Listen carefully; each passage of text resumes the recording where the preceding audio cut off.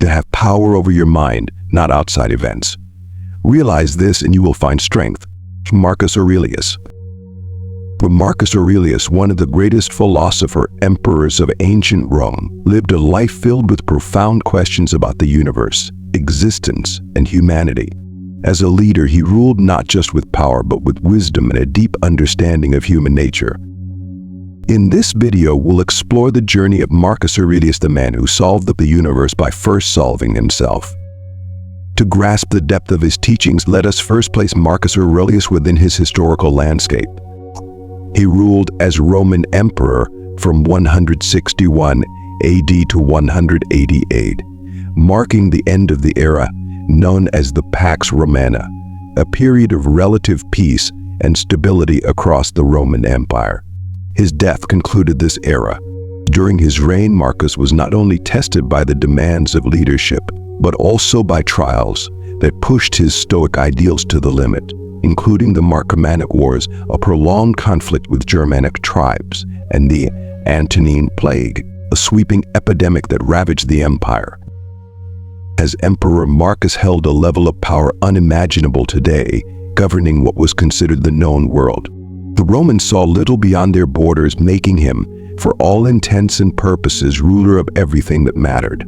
Such absolute power offered nearly endless indulgences. Wealth, luxury, excess. Marcus could have pursued any pleasure without constraint. For the life of a Roman emperor was often synonymous with hedonism, money, carnal pleasure, wine, and countless other indulgences. Yet Marcus Aurelius chose a different path.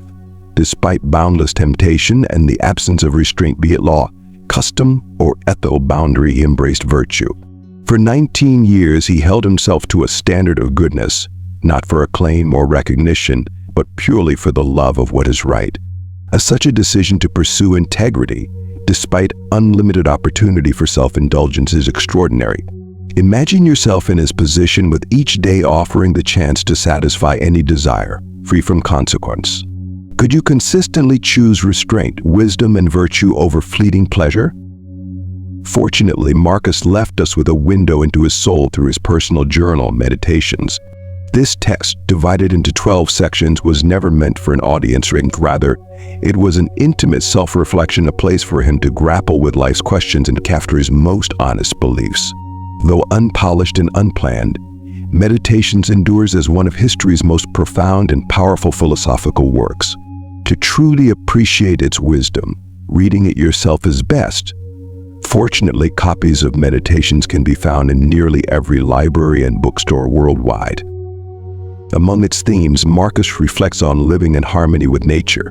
Nature to him was not only the external world of plants and animals, but also the inherent order of the universe, a flow of existence to which we all belong.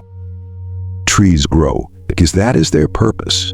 They stretch as tall and beautiful as possible, not for admiration or validation, but because it is in their nature. A caterpillar becomes a butterfly. A frail chick becomes an eagle, not out of desire, but because they are destined to. Similarly, Marcus Aurelius held that humans must strive to fulfill their potential, not for wealth or acclaim, but because to do so is our purpose.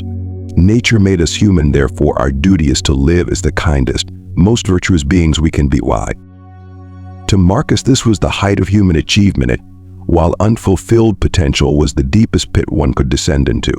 One central Stoic principle he embraced is this: while we cannot control external events, we can control how we respond. No matter what storms may come, a truly great person weathers them and rises to their fullest potential. This is the duty of a human being. As emperor, Marcus faced countless hardships in the darkness of human nature itself. Yet he saw evil and adversity as integral to the world, much like a vine with thorns. Just as it is unwise to wish for a vine without thorns, it is futile to wish for a world without those who act out of ignorance or malice. The bad people exist, and we will encounter them. Marcus believed in responding to such people with kindness, understanding that few act out of deliberate malice, but rather from misunderstanding or lack of wisdom. While we may seek to guide others, success is not guaranteed. Often we cannot change them, nor can we control who crosses our path. Marcus advised turning inward in such times, acknowledging his own flaws and refraining from judgment. He reminded himself that on another day, he might be the one acting from ignorance. And sometimes our understanding is simply incomplete.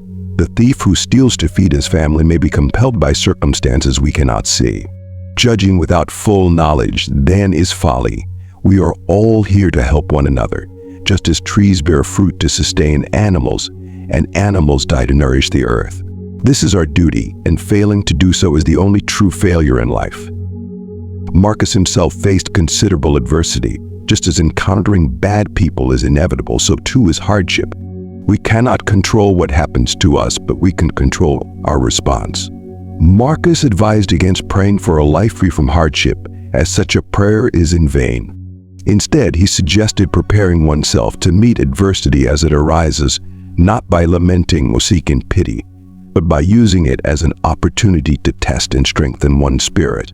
When you encounter hardship, endure it without complaint. True resilience does not grumble.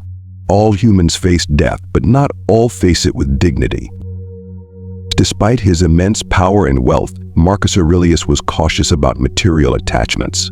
Though he could have owned anything he desired, luxurious villas, priceless art, fine wines, he chose not to be entranced by these fleeting possessions.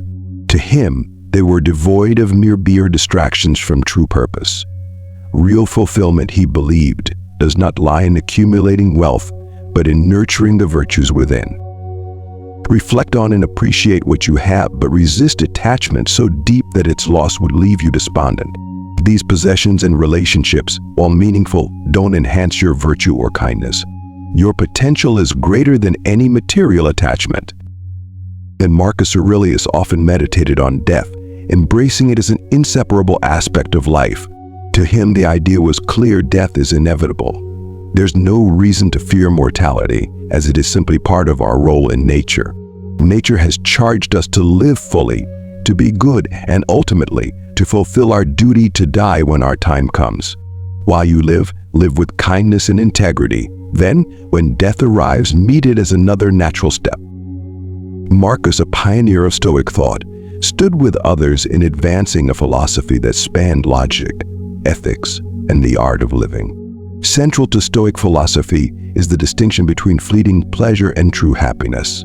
Wealth, fame, and power might provide temporary satisfaction, but they cannot foster lasting happiness, which is rooted in inner virtue and self-improvement. Stoics taught that true happiness is found by living virtuously and striving toward our fullest potential. The wisdom of Stoicism teaches that genuine fulfillment comes from aligning ourselves with nature and focusing solely on what we can control, our thoughts and actions. The Stoic tenets emphasize wisdom, courage, justice, and temperance. Their only true fear lies not in pain, poverty, or death, but in failing to live up to their moral obligations. Stoics understood that life's trials, even death itself, were not to be feared. Their greatest concern was to avoid disappointing their own highest self. Marcus once said, "The best revenge is to be unlike him who performed the injury." A powerful example of this came during the rebellion of his trusted general Ovidius Cassius. In 175 AD, Cassius, once a loyal ally, declared himself emperor and rose in opposition. For Marcus, this was a deep betrayal. The natural reaction might have been to seek immediate revenge, to respond with force and retribution. Yet instead of succumbing to anger, Marcus embodied the Stoic principles. Rather than reacting impulsively, he governed with unwavering dedication, keeping his focus on the well-being of the empire. He instructed his forces to move against the rebels with resolve, but not with cruelty. Before Marcus could even confront Cassius, the general was assassinated by his own men. Marcus did not respond with satisfaction or relief at Cassius's death. Instead, he granted clemency to those who had supported the rebellion and mourned the loss of his former friend. Through his measured and compassionate response, Marcus Aurelius transcended the betrayal, refusing to be pulled into a cycle of vengeance. His actions exemplified the Stoic ideal to meet adversity with wisdom, dignity, and an unbreakable commitment to virtue. This event captures Aurelius' wisdom that the best revenge is to be unlike those who performed the injury. By responding with dignity and clemency, Marcus Aurelius preserved his integrity, demonstrating that true strength lies not in revenge but in one's virtues, even when faced with betrayal. He left a legacy that teaches true power resides in restraint and virtue, setting an enduring example for his era and for future generations. Reflecting on another of his insights, the soul becomes dyed with the color of its thoughts. Marcus understood that his mindset would shape his soul, that the thoughts he entertained would permeate his character and actions. Despite the turmoil of his reign, he chose a path of resilience, recognizing that his internal landscape influenced his outer reality. The challenges he faced were formidable wars on multiple fronts, the ravages of a devastating plague, and constant political unrest. These alone could have driven any leader toward bitterness or despair. Yet Marcus knew that his thoughts were within his control, and that maintaining a steady, virtuous mindset would enable him to navigate adversity with clarity and purpose. Throughout the Marcomannic Wars, Marcus led his troops under harsh conditions, often separated from the comforts of Rome and the company of his family. The ceaseless demands of battle, the weight of imperial leadership, and the isolation of military campaigns could have overwhelmed him with negativity. Instead, he made resilience his focus, deliberately cultivating thoughts that would strengthen his spirit. Daily, Marcus practiced self-reflection and journaling, a discipline that gave rise to meditations. In these writings, he emphasized virtues like courage, patience, and wisdom, grounding himself in the transient nature of life and the significance of each moment. This disciplined approach dyed his soul with resilience, empowering him to lead calmly and fairly, inspiring soldiers and citizens alike. Marcus' life illustrates the profound influence of our inner dialogue on our well-being and actions. Through deliberate, virtuous thinking, he safeguarded his integrity, steering the empire through its most turbulent times. His example underscores the transformative power of our thoughts and the essential role of inner work in shaping who we are. Consider another powerful reminder from Marcus: waste no more time arguing about what a good man should be. For one, during the Antonine Plague, a crisis that incited fear and depletion, this principle guided his actions. While politicians and philosophers debated ideals and moral philosophy, Marcus refrained from endless theorizing. Instead, he embodied Stoic virtue through decisive action, believing that action is the truest testament of one's values. Despite the personal risks, Marcus tirelessly fulfilled his responsibilities. He organized and funded public health initiatives, bolstering sanitation and medical care to curb the spread of disease. His compassion extended to families affected by the plague, ensuring resources reached the bereaved and distributing aid equitably. Rather than dwell on what made a good man, Marcus demonstrated it through empathy, courage, and steadfast duty. His leadership during the plague stands as testament to Stoicism's core tenet that virtue lies in action, in consistently choosing the path of goodness no matter the circumstances. His actions exemplified the Stoic principles he held dear: duty, resilience, and the common good. By choosing action over idle debate, Marcus Aurelius showed that a true leader is defined not by philosophical discussions but by an unwavering commitment to the well-being of their people. He demonstrated that genuine virtue is found in how one lives and acts, especially amidst hardship. In the face of the Antonine Plague, his response earned him the admiration and respect of his people. To them, he was a beacon of stability and virtue. His deeds revealed his character, affirming that true leadership and morality are not about empty ideals, but about living out virtues through decisive, compassionate action.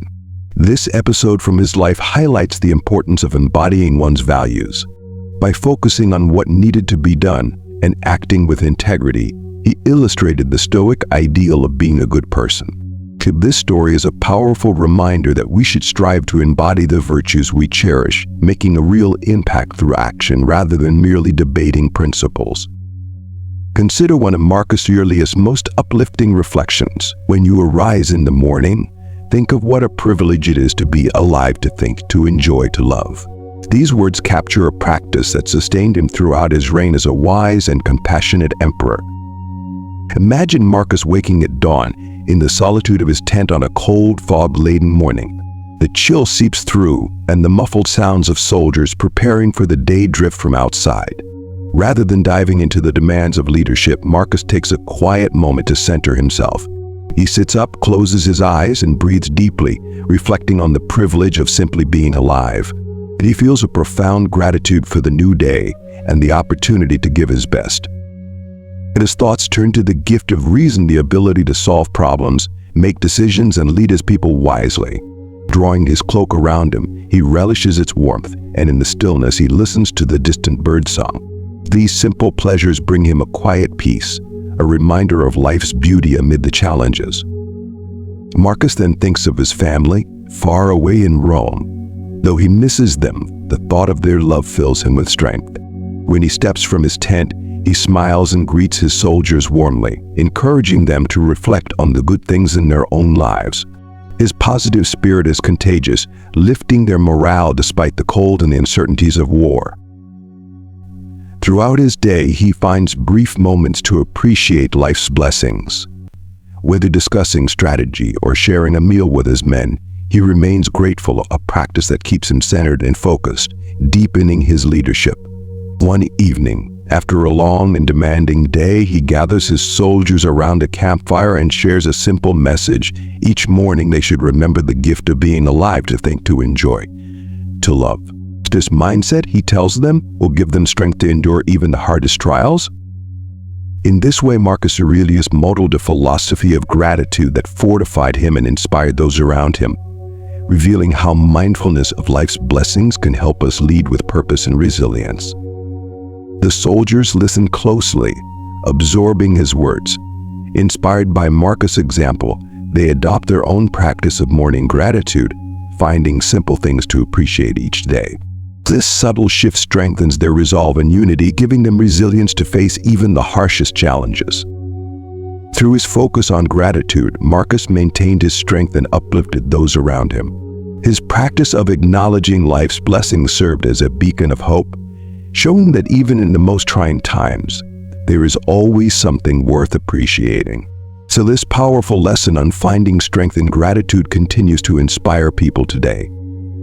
In the end, Marcus Aurelius' life and wisdom serve as a guiding light, revealing how strength, virtue, and inner peace can emerge from even the most challenging of times.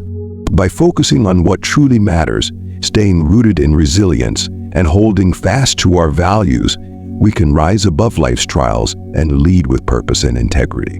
Journey reminds us that the pursuit of greatness is not found in external achievements, but in the cultivation of a balanced and virtuous soul. If this journey into Stoic philosophy has resonated with you, consider joining the Beacon of Ancient Insights community.